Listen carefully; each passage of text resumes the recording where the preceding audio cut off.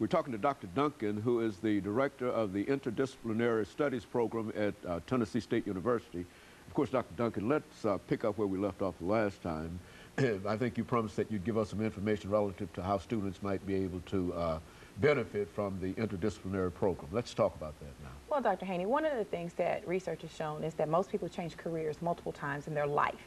Okay, it used to be you go to school, you major in something, you do that for the rest of your life. Well, as we've moved into a more global economy, things have changed and shifted. Companies are downsizing, and people are finding that what they majored in and what they thought they would do for the rest of their life, they're often not doing.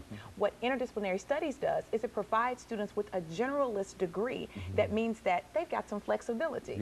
They can market themselves in a number of different ways. People often say, what can you do with the interdisciplinary studies degree? And what I say is, what can't you do with an interdisciplinary studies degree? It's true that you're not specialized in any one particular thing, but what you do is you show that you have the capacity to learn, and you're well-read, and you have a broad base. And so what most employers look for is when they hire someone, they want someone with strong communication skills, written and oral, and then they want to teach them the technical stuff. Because more often than not, the things that they're being taught in college, in the classroom, things have shifted a little bit.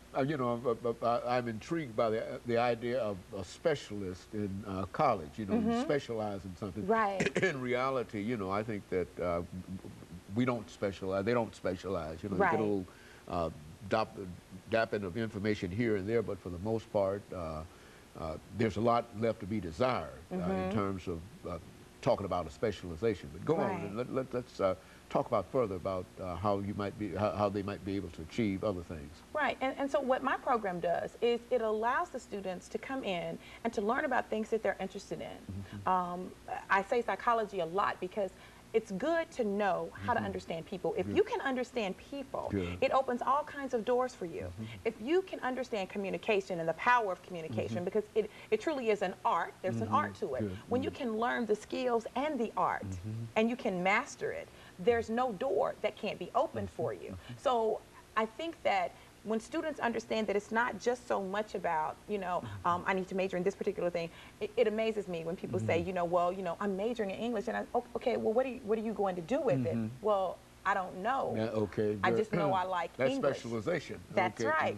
But it's good to know not just what you're going to do, but to know that you just want to learn, to have a desire to learn. And I think we've kind of lost that in our attempts to almost vocationalize the university experience when that was not the foundation of the university. In fact, I told you that I taught African American studies in my study of Africa and understanding the first university. You learned that you had to master all of these different disciplines. That was a part of the education. It wasn't that you picked one, you had to know all of it. And so it's really moving more towards a more traditionally African-centered perspective in terms of the university and the academic environment.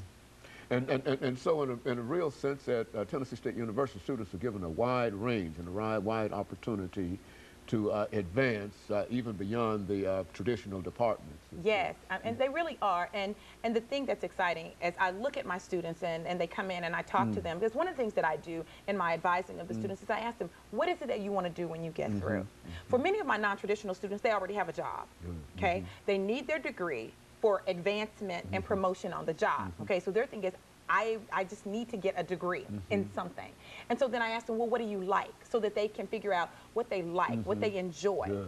Take the opportunity to really use their electives, and not just, focus on their major stuff, but not take advantage of what do you want to know about? You made that New Year's resolution to lose weight, especially my young ladies. I said, okay, you want to take class in human performance and sports science, I mean, because those things are important. It's important for you to take care of your health. It's important for you to understand sociology. It's important for you to understand history. It's important for you to understand psychology, communication. It's important to do that, to come out as a well-rounded student, able to make some kind of advances beyond where you are. That's right. That's right. And so that's what we try to generate. We try to generate people who are thinkers, critical thinkers, who have been exposed to a wide range of things. And unfortunately in the university, we have so specialized that we don't know what's going on in other areas. So it amazes me. My students come to me and they're sitting in my office looking at my books because they're always fascinated with what books are on your shelf.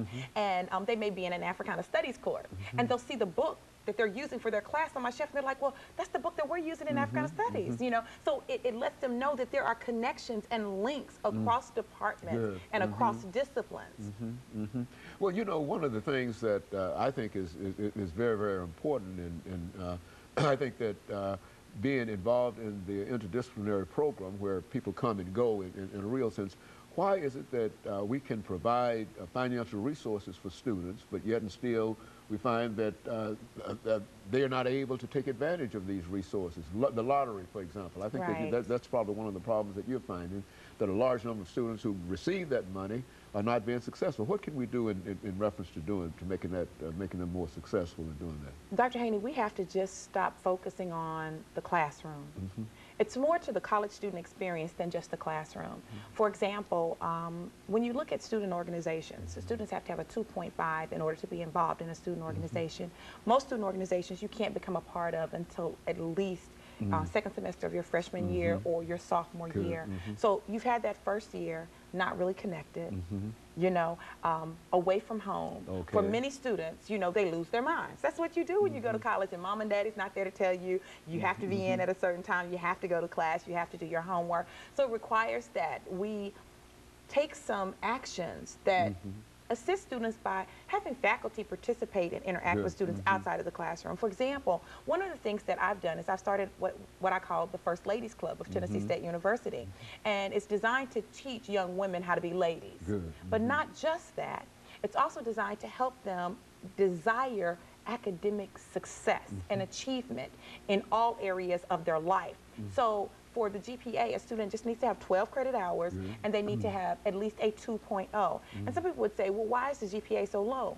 After that first semester of your freshman year, you may have messed up. You may have made some mistakes. But if you can get with a group of people who are committed to your success and helping guide you to improving your GPA, you increase the likelihood of retention. So when we talk about the lottery scholarship, we're really talking about students not really having the emotional support that they need once they come to college. Many of them are homesick. Many of them struggle. I have an open door policy, so my students know that they can come and talk to me.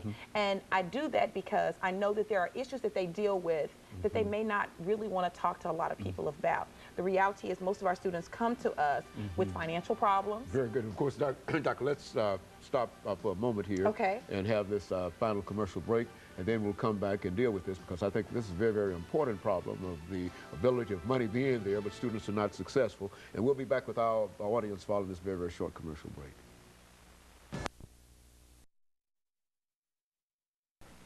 We're talking